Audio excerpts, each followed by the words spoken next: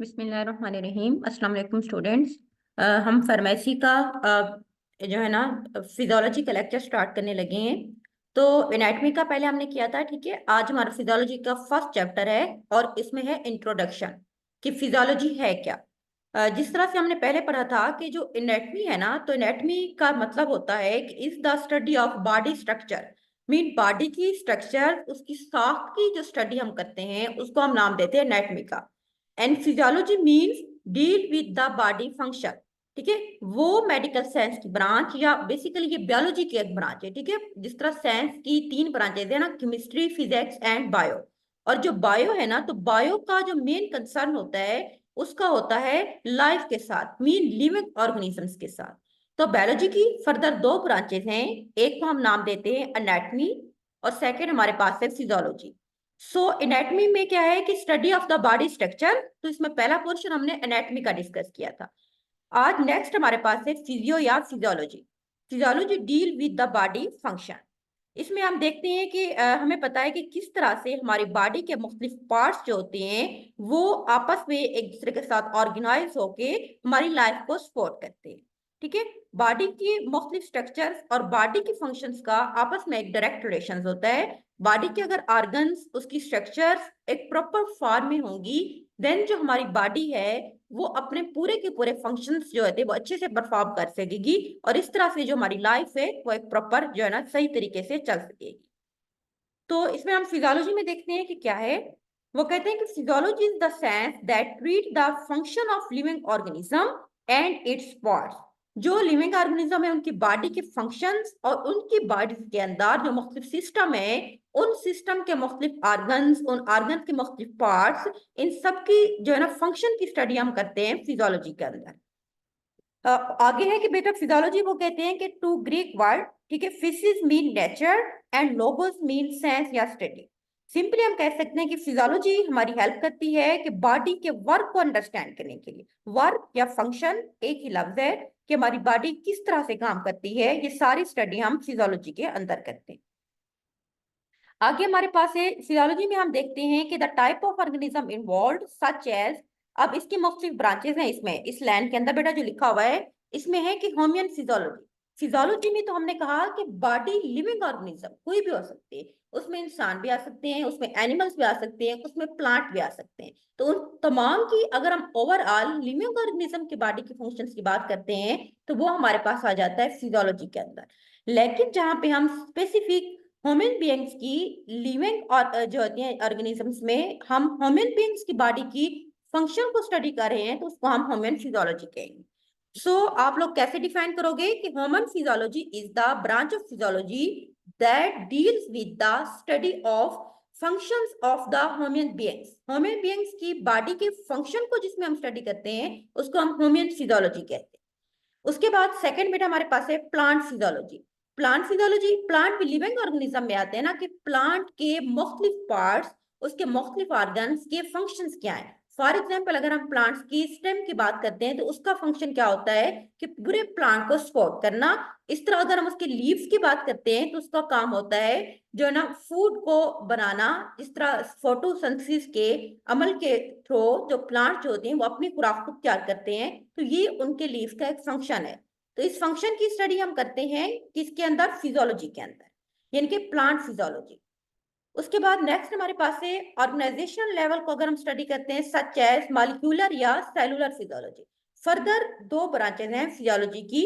एक को हम नाम देते हैं मॉलिक्यूलर फिजियोलॉजी का। Molecular physiology mean in which we study the function of different molecules, ठीक है, in living system. For example molecules में क्या आएगा बेटा, मैक्रो मॉलिक्यूल, जिस तरह हम कहते हैं कि प्रोटीन्स, ठीक है, कार्बोहाइड्रेट, ये मुख्तलिफ मॉलिक्यूल्स हैं हमारी बॉडी के अंदर। इन मॉलिक्यूल्स के क्या फंक्शन है ये सारी स्टडी हम करते हैं मॉलिक्यूलर फिजियोलॉजी के अंदर।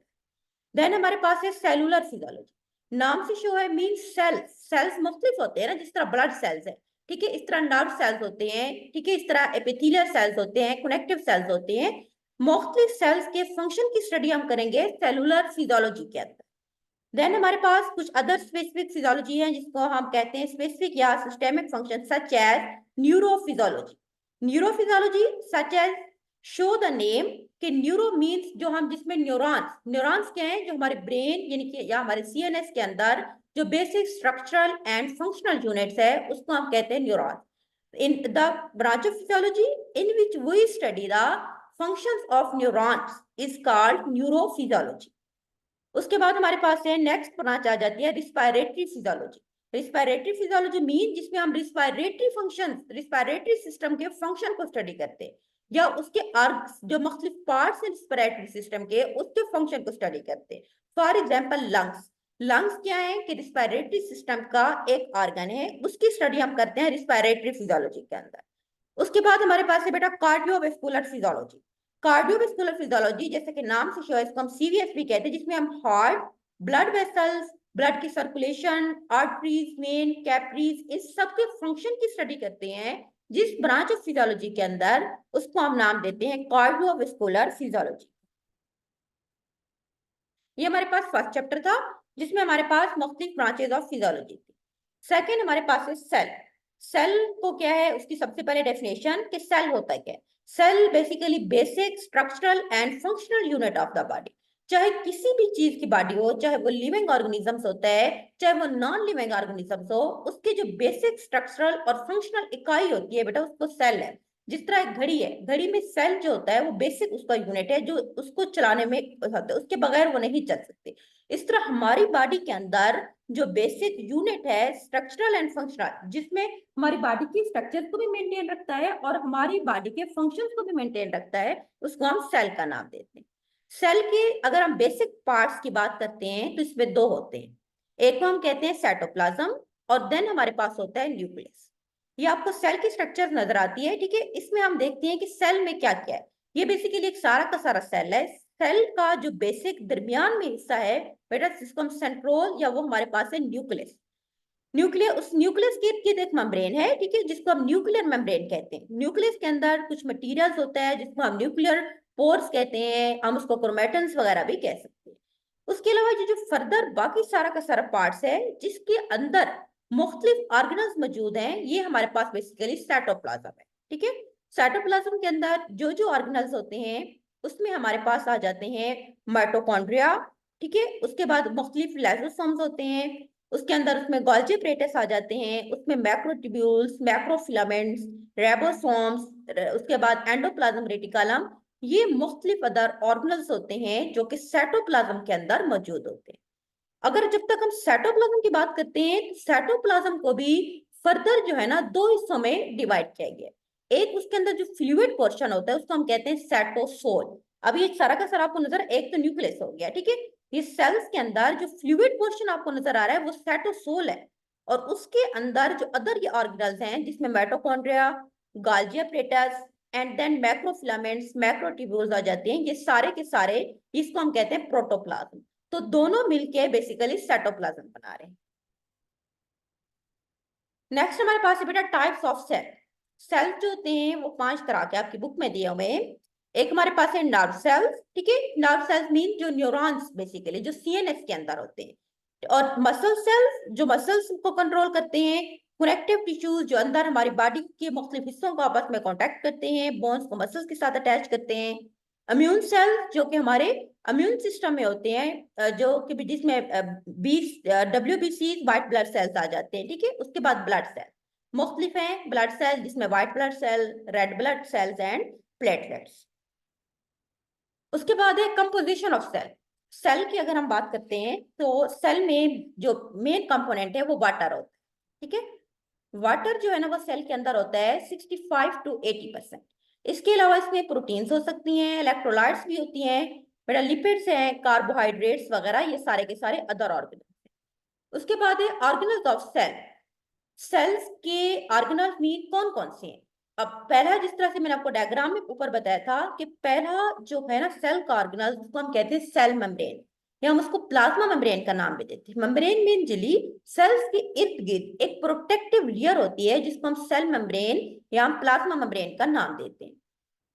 तो इसको हम कैसे डिफाइन करेंगे कि it is the outer covering of the cell. Cells के बाहर जो एक लेयर होती है जिसको हम आउटर कवरिंग कहते हैं वो हमारे पास बेसिकली सेल मेम्ब्रेन होती है।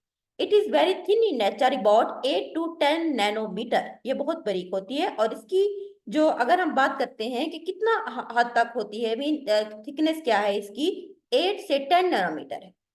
उसके बाद है स्ट्रक्चर। ये जो होती है सेल मेम्ब्रेन, ये basically lipids by layers, mean दो लेयर्स होती है। जिस तरह सैंडविच नहीं होती, उसमें ऊपर और नीचे होती है और दरमियान में कोई मटेरियल होता है, ये बिल्कुल इस तरह से है। ये एक लिपिड्स बाय लेयर है जिसके अंदर कार्बोहाइड्रेट और सैंडविच मीन दरमियान में मौजूद होते हैं। And protein also embedded in it, protein जो होते हैं वो इसके अंदर मौजूद होती है। मीन इसके अंदर सिंपल आप कह सकते हैं बेटा कि इसमें कार्बोहाइड्रेट्स एंड प्रोटीन्स होते हैं।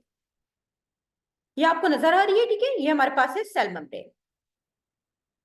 आगे जो अपनी चीज के वो कि function of the cell membrane. Cell membrane के क्या फंक्शन है? जो मेन फंक्शन होता है, it provide the passage of water soluble सब्सटेंट।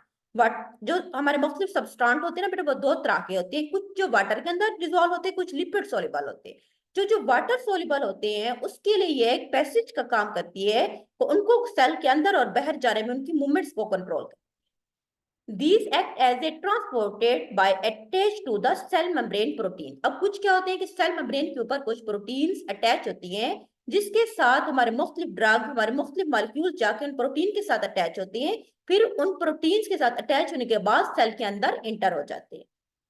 उसके बाद नेक्स्ट हमारे पास है permit the passage of ions and molecule outside the cell. Cell membrane का काम ये भी होता है कि सेल के अंदर जो आयंस के मॉलिक्यूल्स वगैरह मौजूद होते हैं, वो उनको एक रास्ता प्रोवाइड करती है, उनको बाहर जाने में हेल्प आउट करती है। उसके बाद इसका जो मेन फंक्शन होता है ना, वो है प्रोटेक्शन का, क्योंकि ये आउटर कवरिंग है ना, जो सेल मेम्ब्रेन है, so it protect the cell organelles. Some carbohydrate in plasma membrane are helpful for binding of hormone. इसका एक और फंक्शन ये भी है कि प्लाज्मा मेम्ब्रेन के अंदर कुछ कार्बोहाइड्रेट्स होते हैं जो हेल्पफुल होते हैं कुछ हार्मोन्स को, कुछ ड्रग को बेटा बाइंड आउट करने के लिए। जिस तरह इंसुलिन, इंसुलिन क्या है, हार्मोन है ना, जो पैंक्रियाटिक ग्लैंड्स बनाते हैं, बीटा सेल्स बेसिकली बनाते हैं। इंसुलिन आके सेल मेम्ब्रेन के ये जो कार्बोहाइड्रेट्स होते हैं उसके साथ अटैच होती है। उसके अंदर जो शुगर के मॉलिक्यूल्स होते हैं बेसिकली उसको कंट्रोल करती है। इंसुलिन का काम क्या होता है, ग्लूकोज के लेवल को हमारी बॉडी के अंदर मेंटेन रखना। और ये मेंटेन कैसे कर रही होती है कि प्लाज्मा मेम्ब्रेन के अंदर जो कार्बोहाइड्रेट्स होते हैं उसके साथ जाके अटैच होती है। नेक्स्ट है सेकंड नंबर पे हमारे पास है cytoplasm. It is the part which surround और कवर द न्यूक्लियस। अब सेल के दरमियान में एक तो उसकी होगी मेम्ब्रेन जो आउटर कवरिंग है, दरमियान में न्यूक्लियस होता है। न्यूक्लियस के इर्द गिर्द जितना भी मटेरियल्स होता है उसको हम नाम देते हैं साइटोप्लाज्म। ठीक है, साइटोप्लाज्म क्या होता है कि it lies near to the cell membrane. Cell membrane के बाहर होता है, मीन आउटर वाले रीजन में सारा कुछ मौजूद होता है। सेंटर में तो न्यूक्लियस होता है। उसके बाद है जोन्स ऑफ साइटोप्लाज्म। अगर हम जोन ऑफ साइटोप्लाज्म की बात करते हैं तो उसमें दो जोन्स हैं।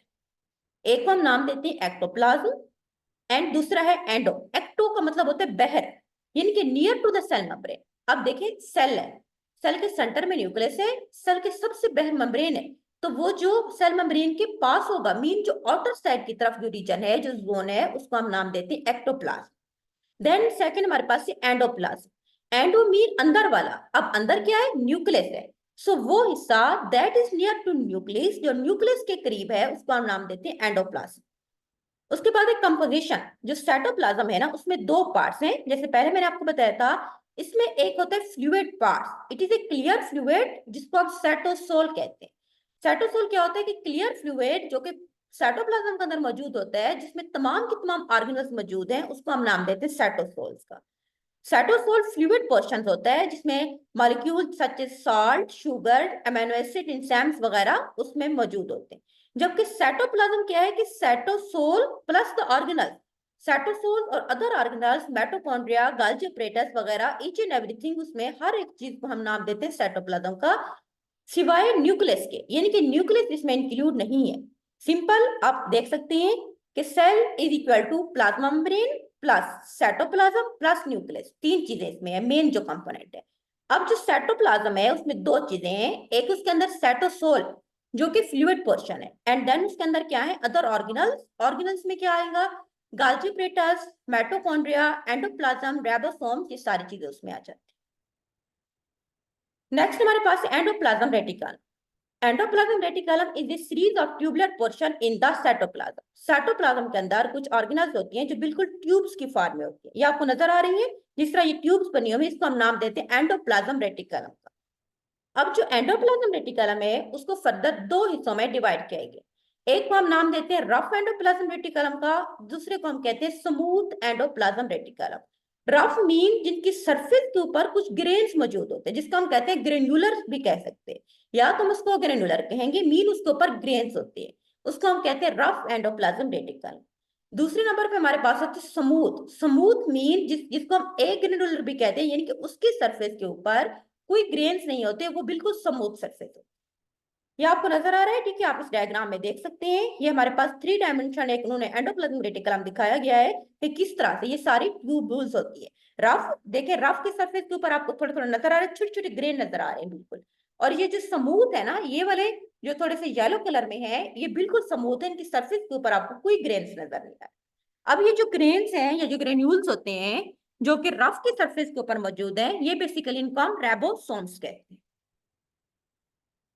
अब इसके फंक्शन क्या है?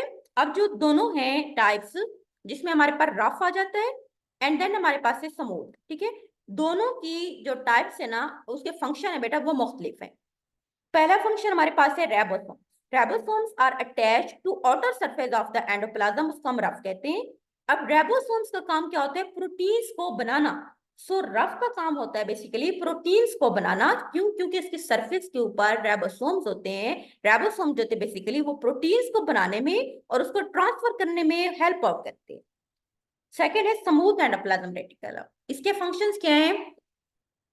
Lipid biosynthesis and intracellular transportation. Cell के अंदर, लिविंग सिस्टम के अंदर लिपिड्स को बनाते हैं और देन उन सेल्स में उसकी ट्रांसपोर्ट करते हैं एक हिस्से से दूसरे हिस्से की तरफ।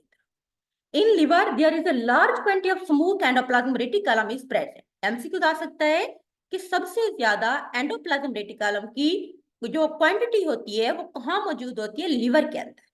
उसके बाद it play a major role in glycogen metabolism. Glycogen metabolism mean glucose को, ठीक है, शुगर को मेटाबॉलाइज होने में हेल्प आउट करते हैं। It also help in detoxification of various toxin and alcohol. मुख्तलिफ टॉक्सिन अल्कोहल हमारी बॉडी के अंदर मौजूद होते हैं, उनको डिटॉक्सिफिकेशन मीन उनको ब्रेकडाउन करके उनको बॉडी से बाहर रिमूव कर देते हैं। उसके बाद हमारे पास है राइबोसोम्स, जो तीसरा ऑर्गेनल। राइबोसोम्स क्या होते हैं? सबसे पहले इनकी definition, cell contains many tiny granular structures known as ribosome.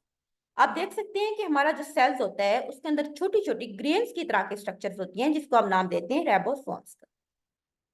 ये आपको इसमें नजर आई है, ठीक है। जो राइबोसोम जो होती है उनको फर्दर 3 उनकी टाइप्स होती हैं। एक को हम कहते हैं टीएनआरएनए, यानी कि ट्रांसफार्मर राइबोसोम्स। उसके बाद मैसेंजर, ठीक है, आरएनए होता है, और राइबोसोमल आरएनए, 3 तरह के होते हैं। टाइप्स क्या है कि जो अगर हम टाइप्स की बात करते हैं वो डिपेंड करता है उनके फंक्शंस के ऊपर कि वो काम क्या कर रहे होते हैं, उसकी बेस के ऊपर हम राइबोसोम्स की टाइप्स को डिफाइन करते हैं। तो 2 तरह की हैं। एक हमारे पास है एंडोप्लाज्म रेटिकुलम राइबोसोम्स, जिसमें काम होता है प्रोटीन्स को बनाना। क्योंकि इनकी सरफेस के ऊपर क्या होते हैं? राइबोसोम्स अटैच होते हैं, इसीलिए हम इनको कहते हैं endoplasm reticulum ribosomes. Mean endoplasm के अंदर जो रफ एंडोप्लाज्म रेटिकुलम है उसकी सरफेस के ऊपर हमने पढ़ा था कि राइबोसोम्स मौजूद होते हैं, तो इसका काम होता है प्रोटीन्स को बनाना। सेकंड नंबर पे हमारे पास है जो दूसरी टाइप्स है, वो है free floating ribosome. Free floating mean अब ये किसी चीज के साथ अटैच नहीं होते बल्कि साइटोप्लाज्म के अंदर मौजूद होते हैं। साइटोप्लाज्म के अंदर ये फ्री फॉर्म में होते हैं और इनका काम होता है वहां पे साइटोप्लाज्मिक प्रोटीन्स को बनाना, इसीलिए हम इसको नाम देते हैं जो होती है फ्री फ्लोटिंग राइबोसोम, जिसका काम है साइटोप्लाज्मिक प्रोटीन्स को बनाना। उसके बाद हमारे पास है फंक्शंस क्या है। इसके 2 फंक्शन है। पहले को हम नाम देते हैं ट्रांसक्रिप्शन, दूसरा हमारे पास है translation. What is transcription? Transcription जो होती है एक टर्म है जिसका मतलब होता है कि formation of messenger RNA from the DNA. Nucleus के अंदर डीएनए होता है, डीएनए से जो मैसेंजर आरएनए बनता है उसको टर्म कहते हैं, हम उसको नाम देते हैं ट्रांसक्रिप्शन का। उसके बाद है ट्रांसलेशन। ट्रांसलेशन का मतलब है अब उस मैसेंजर आरएनए से दोबारा जो ना प्रोटीन्स का बनना, यानी कि formation of protein from messenger RNA, it is called translation. Next हमारे पास है चौथे नंबर पे गाल्जी अपरेटस। गाल्जी अपरेटस क्या है कि इसको हम it is also called as Golgi body, या हम इसको गोल्जी कम्प्लेक्स भी कहते हैं। ये क्या है? It is a membranosus organelle. Membranosus mean इसकी एक मेम्ब्रेन होती है which is responsible for packaging and lysosomes formation, जिसके 2 काम है। एक तो मीन चीजों के मुख्तलिफ पैक्स बनाती है, जिस तरह कुछ मॉलिक्यूल्स होते हैं, ठीक है, उनको सेल्स के अंदर उसके पैक्स बनाती है, वेसिकल्स बनाती है, ताकि उन वेसिकल्स को फिर ट्रांसपोर्ट करती है हमारी बॉडी के अंदर तब जब उनकी जरूरत होती है। दूसरे नंबर पे है लाइसोसोम्स। फरमाना लाइसोसोम्स बेसिकली होते हैं जो एंजाइम्स बनाते हैं जो कि डाइजेस्ट करने में चीजों को हेल्प आउट करते हैं। नेक्स्ट हमारे पास है इसके फंक्शंस क्या है। टू फॉर्म लाइसोसोम्स जो एंजाइम्स हैं, ठीक है, जो कि डाइजेस्ट होने में हेल्प आउट करते हैं, ब्रेक डाउन करते हैं जो मैक्रोमॉलिक्यूल्स होते हैं उनकी। दूसरा इसका काम है to form the secreting cell. Secreting cell mean जिस तरह से अब हम इंसुलिन की बात करते हैं, ठीक है, इंसुलिन बेसिकली जो है ना बीटा सेल्स जो होते हैं पेंक्रियास ग्लैंड के अंदर, तो वो सेल्स वो स्क्रीटिंग सेल्स है क्योंकि वो इंसुलिन की स्क्रीशन करते हैं, तो उन सेल्स को बनाने में गाल्जी अपरेटस इन्वॉल्व है। उसके बाद है नेक्स्ट हमारे पास this is the additional distribution centre of proteins and lipids from endoplasm reticulum to plasma membrane, lysosome and secreting vesicle. अब इसका एक काम क्या होता है कि इसको हम डिस्ट्रीब्यूशन सेंटर ऑफ प्रोटीन्स भी कहते हैं, लिपिड्स। क्यों? क्योंकि ये लिपिड्स और प्रोटीन जो एंडोप्लाज्म रेटिकुलम के अंदर मौजूद होती हैं उनको ट्रांसपोर्ट करता है, सेल मेम्ब्रेन की तरफ लेके जाता है, लाइसोसोम्स एंजाइम्स की तरफ, एंड देन मुख्तलिफ स्क्रीटिंग वेसिकल्स जो होती हैं वहां पे लेके जाता है। मीन सिंपल आप कह सकते हैं कि it act A distribution centre.